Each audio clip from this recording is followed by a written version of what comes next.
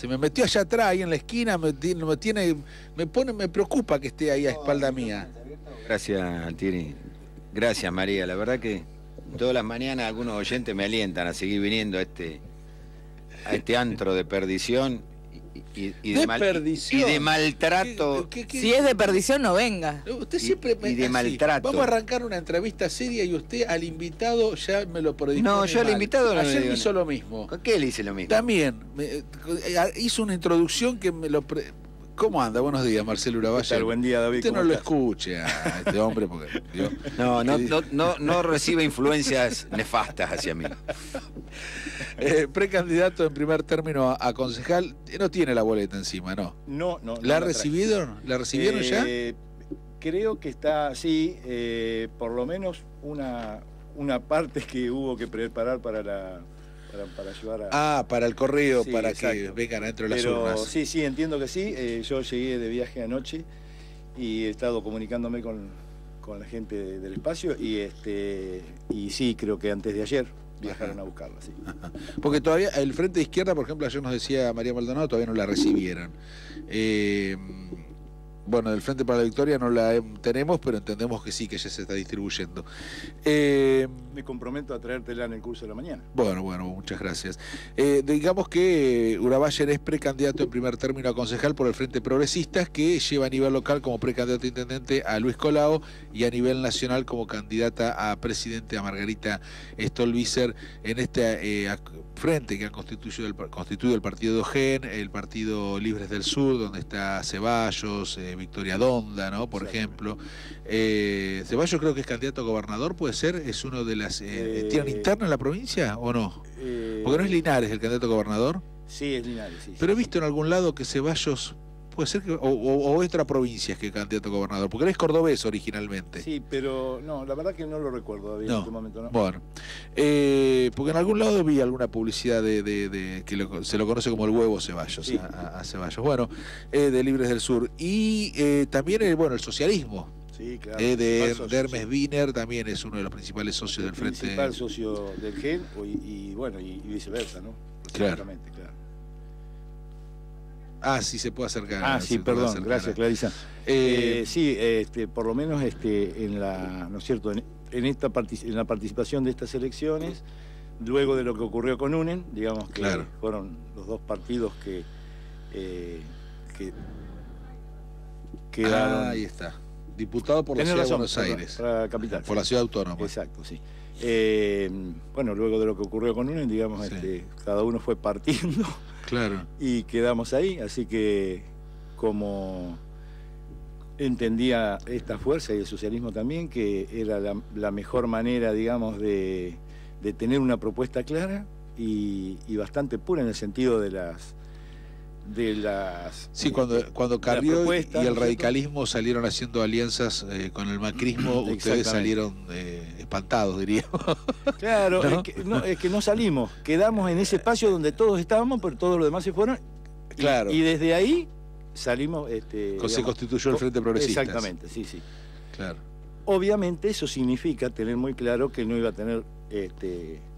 ¿no es cierto?, la trascendencia en una campaña además muy corta, porque Wiener se baja de su candidatura muy tarde, para nuestro gusto, en el sentido de, digamos, de poder elaborar una campaña más importante o con una mayor visibilidad. Sí. Para Stolbizer. En algún momento se había hablado de que el compañero de fórmula de Stolbizer fuera un socialista, hasta se habló del candidato a gobernador después electo, Lischy, también se habló del diputado nacional, Bonfatti, por Santa Fe. Wiener en algún momento sonó también como precandidato a presidente. Sí, la verdad son todas especulaciones que en función de las sociedades políticas que tradicionalmente, digamos, hemos constituido a lo largo de todos estos últimos años, son especulaciones, digamos, válidas en el sentido de cualquiera podría ser, y sí, realmente después Olaviaga fue una sorpresa, ¿no?, para todo el mundo, inclusive para nuestro propio partido GEN. Marcelo, ustedes, bueno, llevan de precandidato a nivel local a intendente a Luis Colau, alguien que ha sido también concejal en la ciudad de Mercedes por un mandato, tenido allá por el 2005 y el 2009, creo que fue más o menos, que me tocó incluso compartir con él el Consejo Deliberante. Digo, y tienen una mirada ya sobre la ciudad porque vienen participando de varias elecciones en estos espacios de centro izquierda con distintos nombres que ha venido tomando, ¿no? Pero claro, el Frente Amplio y Progresista en algún momento, Cívico y Social. Sí, la verdad es que... ¿Qué mirada tienen sobre la actual elección, disputa de las distintas fuerzas y en particular de la gestión del intendente Selva, sobre qué temas ustedes creen que hoy desde el ámbito del Estado municipal se podrían mejorar en lo que hace a la gestión? O sea, que por ahí uno no tiene que estar dependiendo, porque en los últimos años además ha sido mucho esto de la disputa, que si la nación, que si la provincia, que si estoy peleado desde el municipio, que si me mandan, que si no me mandan, pero uno piensa, bueno, cuando uno vota un intendente no vota un delegado, ¿no? Digamos, de la nación, de la provincia, vota a alguien para que gestione, para que administre un presupuesto, claro, para sí, que... alguien que tenga raigambre local y conocimiento de los temas locales y que tenga la camiseta del partido de la ciudad y de lo que rodea a la ciudad, que siempre se habla de la ciudad, y la verdad que Mercedes es un partido y la ciudad es su cabecera. Pero claro, dentro del partido vive mucha gente que no está en la ciudad, que transita caminos que no están en condiciones muchas veces, claro, y a veces no solamente es solo transportarse para ir y venir, sino transportar...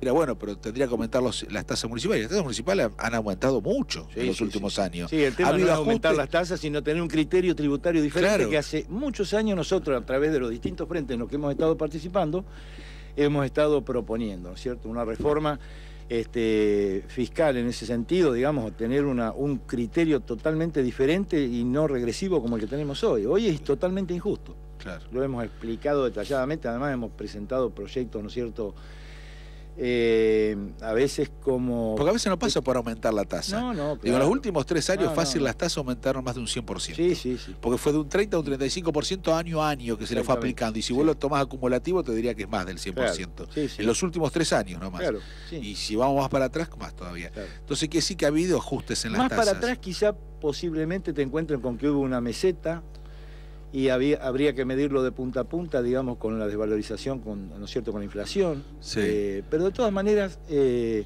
muy cierto, además muy palpable esta cuestión de que en el último tiempo, digamos, las tasas han aumentado y la recaudación, digamos, sigue con ese problema, ¿no es cierto?, de no tener un presupuesto fuerte, propio, digamos, autónomo, en el sentido de poder gestionar...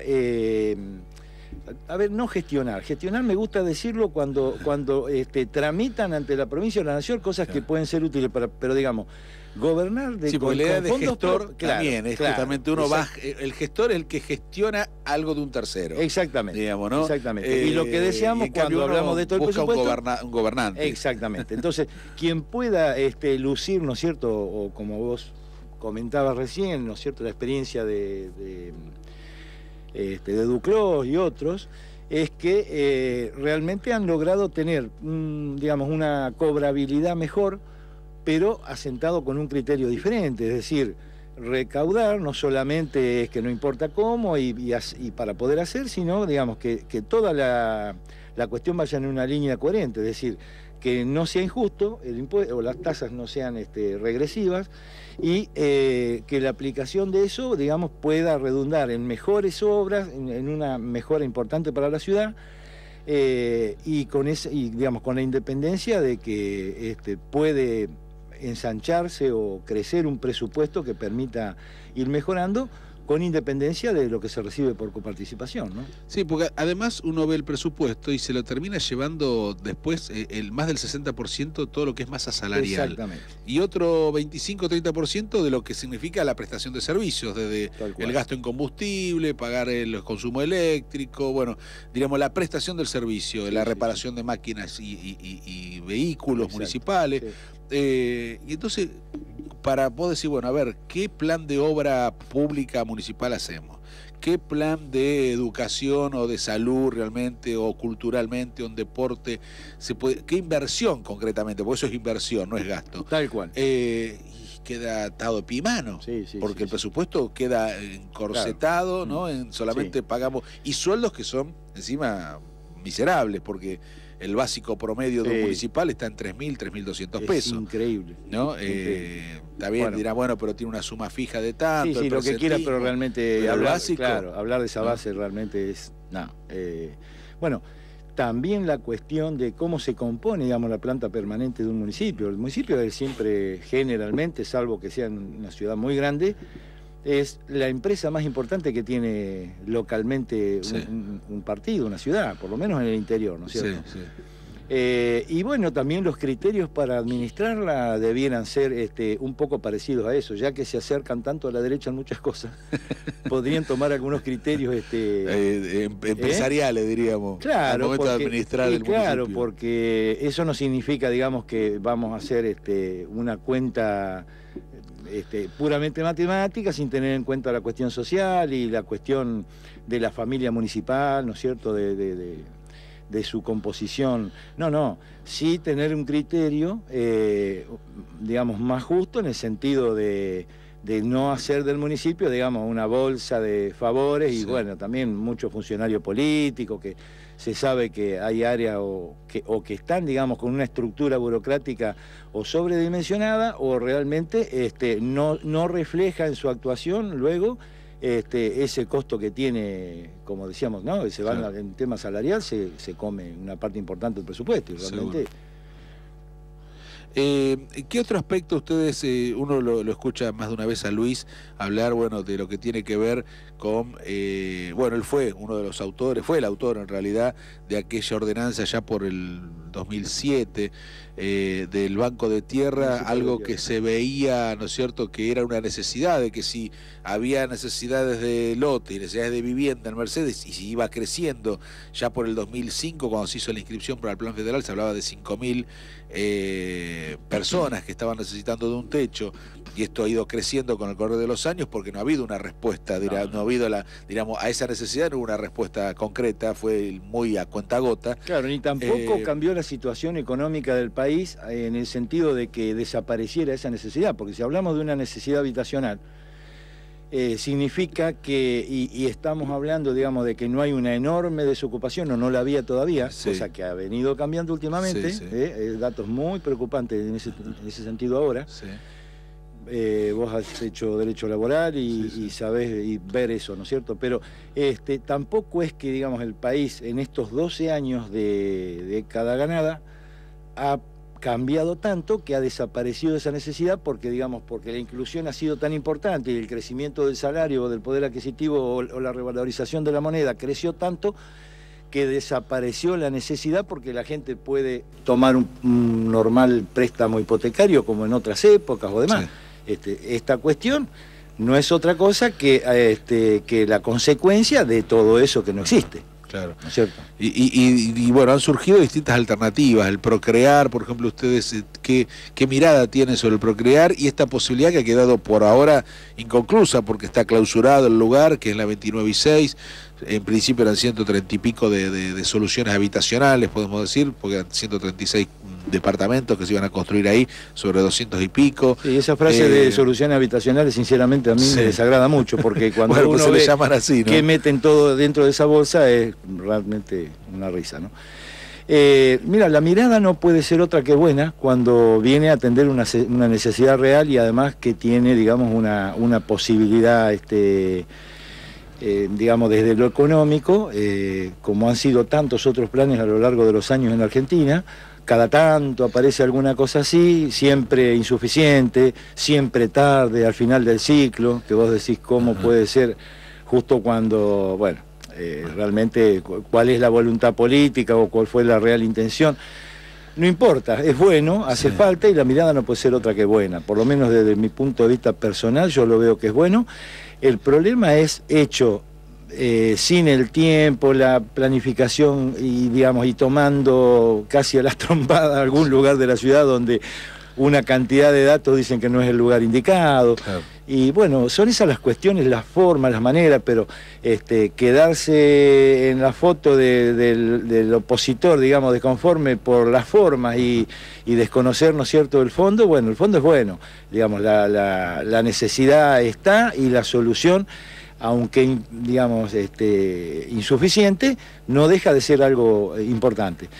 Con respecto a ese lugar, desde nuestro espacio votamos en contra en su momento de ese lugar y explicitamos, me acuerdo, estaba José Luis Ramos como concejal, y en esos días previos tuvimos un análisis bastante interesante sobre el tema, al que le agregamos alguna mirada urbanística digamos, con profesionales de la cuestión, que ratificaron lo que pensábamos y bueno, votamos en contra de ese lugar porque realmente creíamos que no era el lugar indicado, pero no para boicotear la idea, 17, fue bien explicitado. O sea, eso, la idea era, bueno, busquemos otro lugar que esté más acorde a... Exactamente. Por tu profesión y esto porque hablamos fuera de aire de los viajes que haces, la respuesta que el intendente Selva intentó darle al problema del tránsito, y que uno de esas aristas del tránsito fue establecer el estacionamiento medido en el casco céntrico de la ciudad, en el microcentro de la ciudad, y que en alguna zona un poco más ampliada se prohibiera estacionar sobre mano izquierda, solo mano derecha, y que quedó más afuera se puede estacionar como sea, y que en alguna parte sea 45 grados, en otra parte sea de manera paralela al cordón. Digo, ¿qué mirada tienen? ¿Y están de acuerdo particularmente con el medido, de que es una empresa privada, que existe el medido, que no sea el municipio el que lo haga, lo gestione por su cuenta? Mira, en este sentido, y está bueno que me preguntás por qué uno viaja, porque la verdad que se ven todo tipo de sistemas, parecidos o distintos, y en general me parece que esto que ha pasado acá ha sido como sacarse un poco de encima y casi como reconocer la incapacidad, ya que se habla tanto de gestión y de gestionar, de administrar esta cuestión, este tema. Tuvo muchos vaivenes, idas y venidas, mucha disconformidad de muchos sectores. Sí, movilizaciones de comerciantes, de vecinos. Claro, toda esta cuestión, digamos, que me da la impresión, tengo la certeza, no me da la impresión, de que no ha sido encarado de una manera, digamos, con una decisión estudiada con más seriedad o con más profundidad. En su momento... Además no son medidas que deberían tener un mayor diálogo con distintos sectores de la comunidad, digo, porque son medidas que generan un impacto concreto, ¿no? En los bolsillos de los comerciantes, ellos lo decían, en sus ventas, en la posibilidad de perder fuentes de trabajo, porque decían, si yo vendo menos, entonces si tenía un empleado ya no sé si lo puedo tener, en el vecino que para concurrir a la zona céntrica se le entró a dificultar, porque también... pasar de no pagar nada, pasar a 5 pesos en ese momento, cuando se implementó el año pasado, 5 pesos, cuando en toda la zona no pasaba de 2 pesos con 50 a 3 pesos en algunos casos, pero no más, digo, claro, ¿no? ¿qué pasa? Que ahí hasta parecía caro incluso, ¿no? Ahí también tenés otra cuestión de cómo se cobra o cómo recauda el municipio. Sí. Ahí me parece que esta última pregunta tuya, o comentario, digamos, de los 5 contra los 2,5 de otros lugares, bueno, ahí creo que está la respuesta de que darle a una empresa en las condiciones que se le dio y que el municipio, digamos, se quede mirando cómo se la llevan todas, bueno, claro, si ya que vamos a hacer al municipio le queda con un peso. Digamos que al municipio le queda una comisión que creo que es el 23%, o sea, es menos de un peso sería, ¿no? Sobre 5, el 23%. Con lo cual, como siempre, aparecen los grandes interrogantes. ¿Cómo puede ser que un municipio de una ciudad de estas características no pueda administrar, digamos, un sistema más consensuado? Cuando hay ciudades que se lo dan a centro de jubilado incluso. Pero hay tanto. O sea, digo, ¿hasta dónde? Digo, no es a ver, no recaudar, recaudar muy poco. Construyendo la bomba atómica. Es poco que quede en manos claras. Digo, estás tratando de controlar el tránsito y cobrarlo, diríamos, ¿no? Bueno, a ver, se estaciona de tal manera y se cobra por eso. Y se le da. Aunque se diga que el fin no es recaudatorio, sino disuasivo, para que no todo el mundo venga a estacionar al centro. Va a haber siempre muchos argumentos de un lado y de otro para una cosa o para la otra, pero lo cierto es que la manera en cómo se implementó, las marchas atrás que se han dado, después interrumpir el horario del mediodía, digamos, todas esas cuestiones que hacen que en poco tiempo se suspenda una cosa, se reforme, se retome, ya inmediatamente da... Siquiera de lunes a sábado, que después se sacó los sábados, o sea, sí, se fueron muchas contramarchas. Exacto, ¿no? yo creo que todo eso podría haberse evitado o con un mayor consenso, un mayor estudio o una, digamos, una concepción diferente de la cosa, porque de alguna manera eso va transmitiendo un mensaje negativo de malas decisiones o de inseguridades en la manera de imponerlas, porque,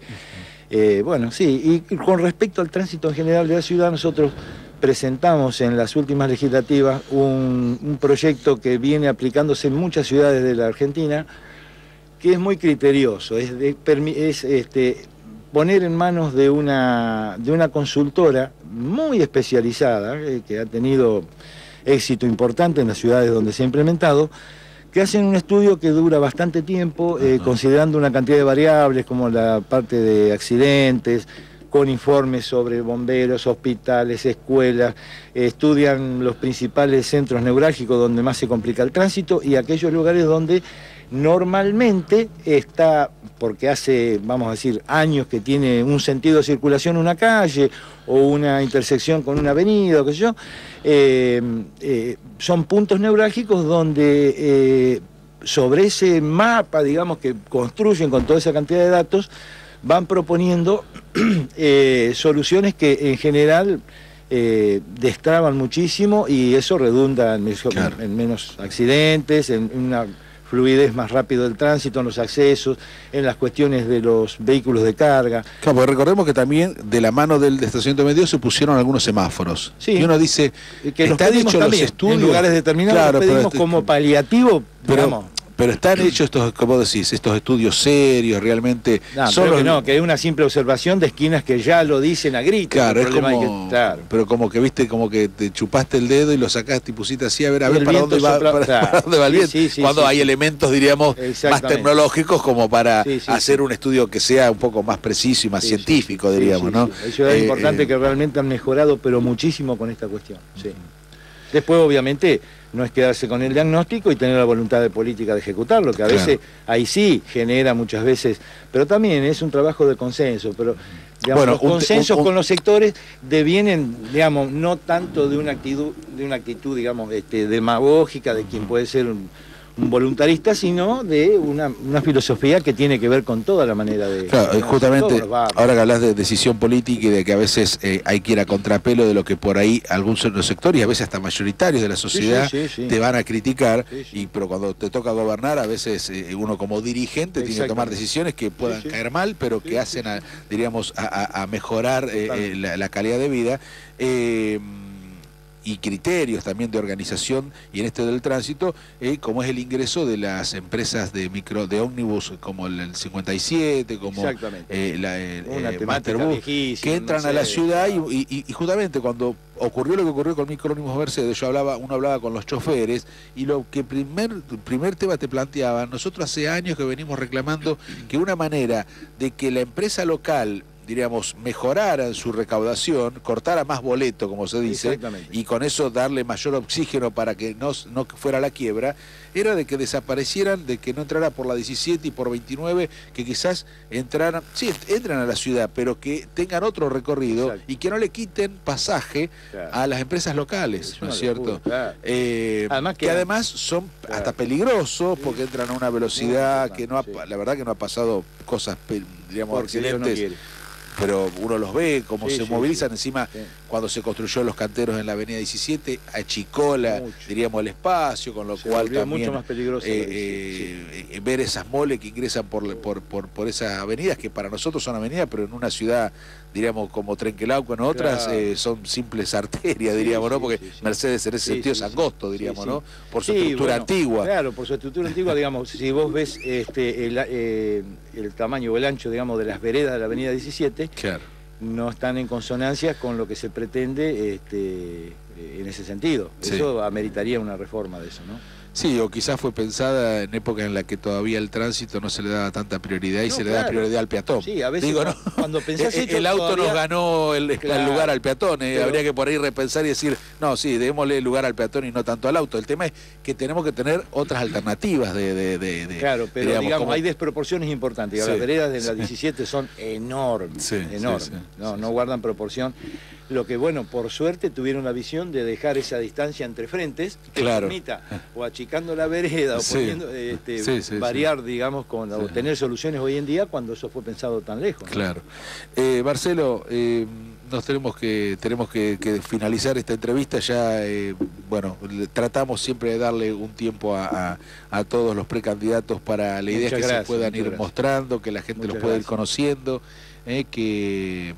Bueno, el 9 de agosto cuando tenga que votar diga, bueno, a ver, la verdad que, porque a veces no tienen visibilidad todas las fuerzas políticas, en el caso de ustedes que es una fuerza que no tiene los presupuestos ni tienen la herramienta del poder de ninguno de los, por lo menos, gobiernos ni de la ciudad autónoma, ni de la provincia de Buenos Aires, ni digamos que por ahí tienen otro tipo de manejo económico como para poder solventar una campaña. A pulmoncito, ¿no? Muy a pulmón. En la publicidad, incluso en los spots, se le ve a Margarita Stolbizer recorriendo el país en una combi, ¿no? En una tipo Traffic, en el Marga Móvil. Sí, la verdad que además de lo simpático que pueda parecer, es real, ¿no? Claro. Realmente, bueno, ha habido, por supuesto, ofertas, pero millonarias del sector empresario para bancarle la campaña y para también acotarla en su pretensión política a la provincia. Nos consta, lo sabemos muy bien desde adentro y por supuesto que no transó. No, Marcelo, muchas gracias. Jamás, digamos, su coherencia a lo largo de los años es su mayor, bueno, su capacidad y un montón de virtudes que tiene. Sí, pero la honestidad también es algo que sobresale. Sí, además por eso plantea esos ejes, ¿no? Igualdad y decencia sobre todo, así que... Bueno, David, muchísimas gracias. Marcelo, muchas gracias. Nos vamos a la pausa y ya seguimos con más Pensar en Voz Alta. Donde quiera que estés, donde quiera que nos escuches, lo que pasa en Mercedes pasa por La Tribuna. fmlatribuna.com.ar